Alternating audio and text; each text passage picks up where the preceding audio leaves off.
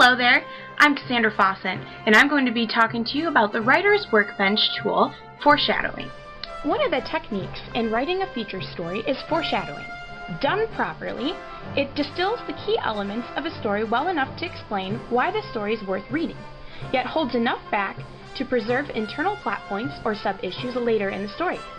It can be done in one phrase, or gaffe, or several, depending on how you judge the audience's level of need, their patience, and how talented a seducer you are. Foreshadowing is an excellent variable to consider as you look for additional ways to refine your self-editing skills. In the same way you'd ask yourself, does my story contain enough perspective? You also want to ask more deliberately, is the story complex enough to benefit from foreshadowing? And how much? For example, in this Sunday's Free Press edition of News and Views, the article reads, Detroit cries out for help, and in the first paragraph, we are automatically transported right into the middle of the action. 3 nights before Christmas last year, Detroit homicide investigator LaTanya Brooks raced through the city's east side after taking a call from her screaming, crying mother.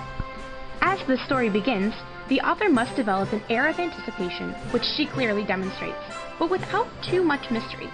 It is a blind date after all, and it has no reason to offer you blanket trust. So, the author must present, in general terms, a sense of what the journey will be like, confident that if the pace of the story is right, then that will hold the reader's attention all the way till the end. Some of the best news features use one event to explore a host of social implications. They give the reader a little bit more than they might have bargained for. These stories often benefit from a structure that lets us know that the main event is connected to a series of other issues and questions. There is no certain formula or no way to really nail down how to write these stories, but you have to experiment and get your hands wet a little bit to find a language that quickly broadens the landscape. You have to be ambitious in these kinds of stories.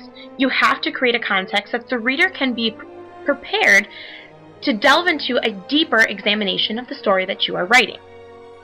And foreshadowing is a great way to do that. One great example of linking a main issue to other issues and questions was demonstrated in Sunday's Free Press, Nobody Made the Call, about the rape allegations at Penn State. That kind of foreshadowing is written as follows. The tipping point came when the state's top cop said what everyone was thinking. Why didn't Joe Paterno do more? Why didn't anyone at Penn State? Immediately off the bat in the first paragraph, the author introduces 2 questions on a main issue that will be addressed in the rest of his story.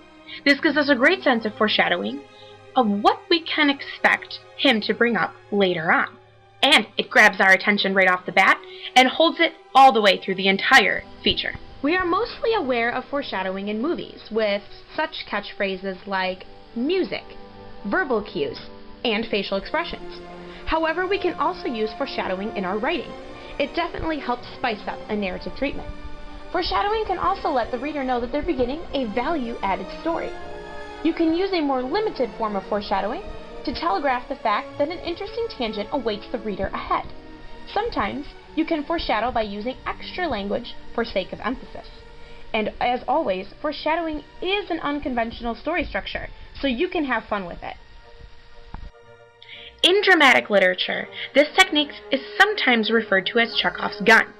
In a letter he penned in 1889, Russian playwright Anton Chekhov wrote, "One must not put a loaded rifle on the stage if no one is thinking of firing it." The same is said for foreshadowing. Do not use foreshadowing unless you don't intend to reveal to the reader later on in the story what is happening. While beholding the power of foreshadowing, observe clues planted early in the narrative that offer what a dictionary definition would describe as vague advance indications of important future events. Foreshadowing is just another great tool for you to use that can really strengthen your writing and pull your reader into your story. So, whether you're writing a sports story, a feature story, or a front page story, foreshadowing is just an excellent tool for you to utilize. So, until next time, I'm Cassandra, and keep on writing.